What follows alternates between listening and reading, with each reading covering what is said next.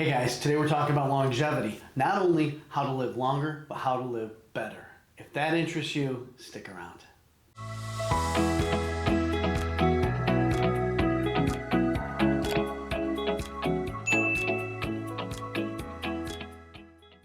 Okay, so welcome to the Joel Hayden channel. If you haven't been here before, welcome. Today we're going to talk about longevity. The longevity aspect of this channel is really what excites me. It excites me to think that we can do things to not only live longer, but to live a better quality life. And isn't that what it's all about? And there's a lot of stuff in here that you've heard before, and there's a lot of stuff in here that you haven't heard before. I'm going to kind of glance over what we're going, or gloss over what we're going to do going forward on our longevity aspect of the channel. So I'm not going to dig too deep today, but I'm going to give you some great ideas. At the end, I'm going to point out a book to you that I think we should all read or listen to. I just finished listening to it. It talks about many aspects of longevity by a great guy. I can't wait to share it with you. But before we do, let's just go through what this channel is going to talk about with our focus on longevity. So you're wondering where to start. Like, I've got a lot going on. Life is hectic. I hate my job. My family's in upheaval over different stress-related things. Where do you start?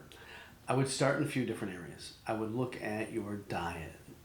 Do you eat a lot of fast food? Are you always on the run? And that's one place where those omega-6s and the fast food are killing you. And it is. The McDonald's, the Burger King, the Pizza Hut. It's not good for you. And I'm not saying you can't have it. I'm just saying you could be better at having less of it and eating better. So that's a good place to start. If you smoke, please can do everything you can to stop. Smoking is probably the biggest reason why people don't live longer. And it can be for many people, and live better. If you're not getting a lot of exercise, it's a great way to start out, because those endorphins, when you start moving and feeling better, is what you need to vault yourself forward more in order to get better in other aspects of your life. Look at your sleep. See if you can get better sleep. And this sounds mean, but you know, the stress of life is awful. I don't watch the news anymore. It doesn't give me any benefit. All they do is try to terrify you. I'm just not a big fan of watching all the negativity in this world. So I tend not to watch the news. There are a lot of things that you can do to improve your life. I meditate every day. I think it's amazing. It may not be your thing, and that's okay. There are definitely other ways that you can, improve the way you live. Some of the supplements that have come along in the last few years, from fish oil, which will help reduce the inflammation that you get from eating those omega-6s at McDonald's and Burger King and all those other places, is amazing. There is a antioxidant called resveratrol, which is unbelievable, and that alone will improve your life. I won't say improve your lifespan, but it will definitely improve your life, and it should improve your lifespan, even if you're not doing everything perfectly. When it comes to fitness, if you're not moving, get moving. If you're moving and you're doing things, consider making it harder. Consider making it a tougher way to try to improve on what you're doing. Just try to improve every day.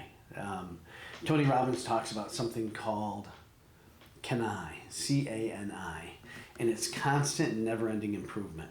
And it's how I live my life. I constantly am trying to improve on what I do, which is not always the easiest thing to do. So definitely try to improve. Try to pick those areas that you think you could do more. Even if it's improving your sleep, try to get more sleep and try to get better sleep. One of the things I was going to say earlier was try to get away from really stressful people. And sometimes it's your spouse, and sometimes it's your boss, and sometimes it's someone that you really can't get away from, but figure out how to get away, or at least how to minimize the interactions. And I'm not saying if it's your spouse. If it's your spouse, that's probably a conversation you should be having, not just avoiding them. But decreasing the amount of stress in your life is definitely going to help you live longer. So that's a big one too. So with all that said, I'm going to dig in and try to put out more videos about longevity and hit all of those topics. Hit stress, hit sleep, hit what can we do to improve our fitness? What can we do to improve our happiness? And it's a big thing. If you could live happy, when you look at the people who live the longest, they're happy. And that's not easy. And I'm not saying they had it easy, and I'm not saying they've always lived happy, but they figure out a way. So I find that really interesting. And we're going to go over a lot of the stuff. You know, the people who live in those blue zones, and they are living to over 100 years old. And I want to know why. And I want to know what can we do to mimic what they do. It's very interesting, and the book that I was going to talk about and the researcher who wrote it is David Sinclair. He is out of Harvard University right here in Boston. It's kind of funny, he came to Boston within a few years of when I came to Boston, and he has worked on anti-aging, and he talks about how our whole medical system goes after cancer, and goes after heart disease, and goes after irritable bowel syndrome, and goes after dermatology and melanomas. And all we do is we wait for something to occur, and then we try to treat it as best we can. And that's been our MO in medicine for years. And David's thought is, why aren't we fighting aging? If we fight aging, we're going to make all those things happen later in life. And that in turn will allow us to live longer, allow us to live better. And he thinks that, you know, the first person to live to 150 is alive today. And that's a crazy thought. And a lot of you think, well, I don't know if I want to live to 150, but I want to live to my last day as good as today. Whether it's tomorrow, or whether it's at 100, or whether it's at 120. I want to live like I'm living today. So I think that's a good way to put it. Some people do. Some people want to live forever. I can't get my head around that one. So I'm going to talk a little bit more about David's book. His anti-aging research is crazy. The stuff that he has found in his labs over at Harvard is just unbelievable. It's a great read. I'm going to put a link to it down below. And I ask you to take some time, read it, listen to it, whatever you want to do. He actually read the audiobook, so it was really helpful. I find that I get a lot more out of that when I listen to it rather than when I read it. So I would ask you to do that. I will probably do another video on David himself, because he is just a wealth of information. And look at him. He's my age and he looks 35 years old. Like, he's doing something right. And he doesn't have any problem telling you what he does.